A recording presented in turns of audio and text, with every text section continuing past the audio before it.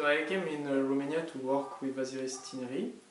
My work here is to create workshops around my passions that are photography, chess and music.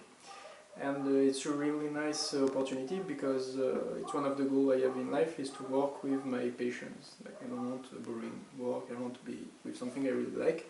And it's a double opportunity because I can teach it, like I can teach how to take photography to youngsters.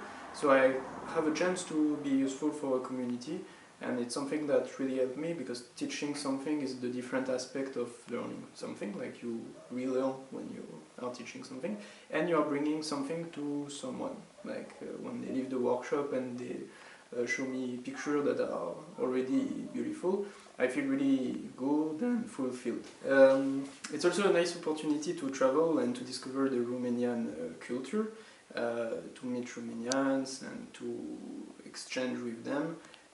It's something that I really like, and this is why I'm doing volunteering.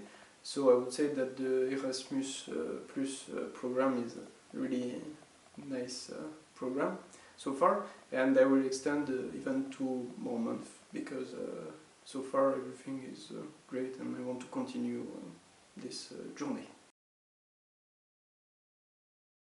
Our general advice that I give to youngsters is to travel, like to see the world and to change the environment, because when you move your place you are exposed to different problems, different challenges, and it's a really good way to learn, and also you put yourself in pressure because you are not in your family house or you don't know everything, so you have to learn in order to adapt.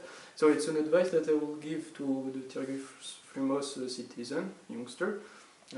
Try to travel and to see the world, and maybe doing volunteering or anything that will push your limits, push your learning, like make you feel you are active. Sinaia. Totitura. Tokitura. Totitura. Tokitura. Thank you, Valentin. Okay.